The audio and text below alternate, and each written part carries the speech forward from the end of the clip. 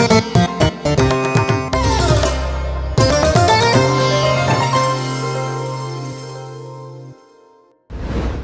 लोकांनो, येशू ख्रिस्ताच्या नावाने तुम्हाला माझ्या प्रेमपूर्वक शुभेच्छा. कसे आहात? सगळं ठीक आहे ना? येशू ख्रिस्त तुमच्या सोबत असल्यामुळे कोणत्याही परिस्थितीला घाबरण्याची गरज नाही. काही वेळा परिस्थिती आपल्याला घाबरवणारी वाटू शकते, पण प्रभू आपल्याला घाबरलेल्या अवस्थेत सोडणार नाहीत. जे लोक तुम्हाला घाबरवतात त्यांना तो लाजिरवाण करेल. कदाचित तुमच्या विरुद्ध केवळ मार्स नाही तर घाबरवणारे आत्मेही असतील. सैतानाचे कार्य, जादूची शक्ती जरी उभी राहिली तरी ती तुम्हाला स्पर्श करू शकत नाही, तुम्हाला हानी पोहोचवू शकत नाही. माझ्या प्रभूने वचन दिलं आहे ना, यशाया 54 अध्याय 17 वचन, तुझ्या विरुद्ध तयार केलेले कोणतेही हत्यार सफल होणार नाही. प्रभू तुम्हाला उद्देशून सांगत आहेत, माझ्या मुला, माझ्या मुली, तू ज्या ठिकाणी आहेस, जिथे काम करतोस, जिथे व्यवसाय करतोस, जिथे सेवा कार्य करतोस, तुझ्या विरुद्ध शस्त्र तयार केली जात आहे. मारण्यासाठी जादूटोणा, कारी जादू शस्त्र तुला स्पर्श करू शकत नाही, हानी पोहोचवू शकत नाही, ते यशस्वी होणार नाही. त्यांनी कितीही जादूटोणा केला तरी ते तुला हानी पोहोचवू शकणार नाही, असं प्रभू तुला वचन देत आहेत.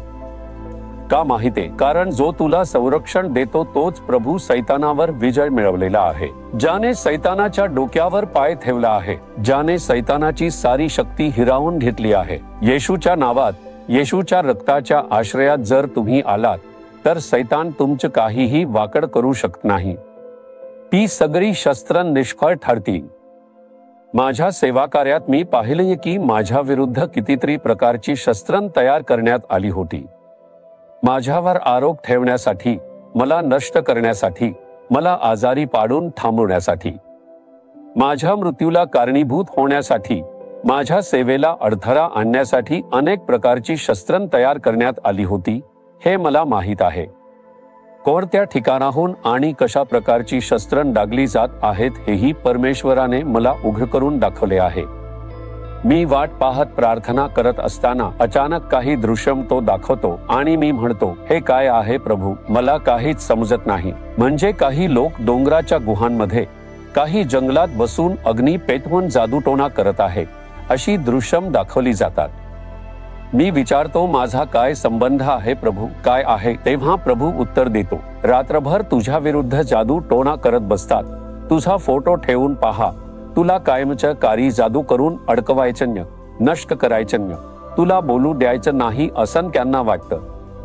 येशूविषयी तुला बोलू द्यायचं नाही म्हणून काय काय करत आहेत बघितलंस का? खरंच का प्रभू? असं पाहिलं तर हे सगळं करत आहे, पण मी तुला त्यातून काहीही इजा होऊ नये म्हणून सुरक्षित ठेवतो आहे. किती अद्भुत देव आहे तो! काय काय जादूटोणा करत आहे, रात्रीच्या वेळी सगळं करत आहे, देशाच्या अनेक भागांतून करत आहे, काय काय आत्म्यांना बोलावून करत आहे. पण काहीही मला स्पर्श करू नये, मला इजा होऊ नये याचं कारण माझं पवित्रपण, माझी भक्ती किंवा माझा धर्मनिष्ठा नाही, तर प्रभूने मला दिलेलं वचन आहे.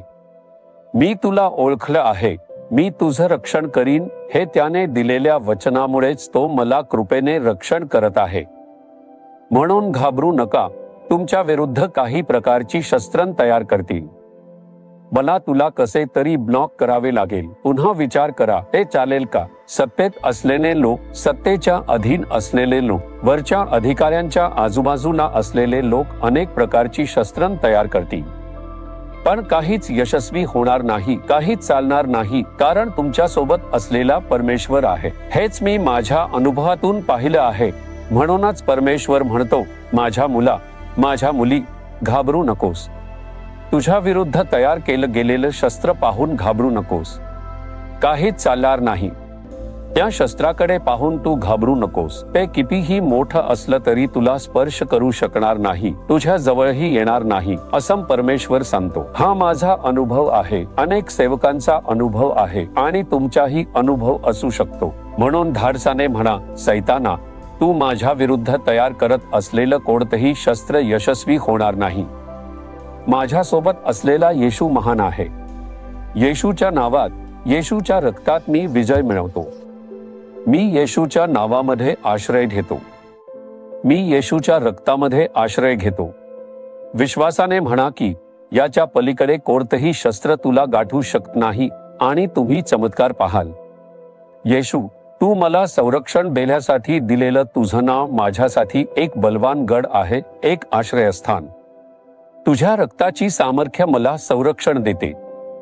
सैतान किंवा मनुष्याने निर्माण केलेली कोणतीही शस्त्र माझ्या विरुद्ध उभी राहू शकणार नाही, नाही, नाही. तू मला विजय देतोस, विजय देतोस. स्तुती असो, स्तुती असो. येशूच्या नावाने आमेन, आमेन.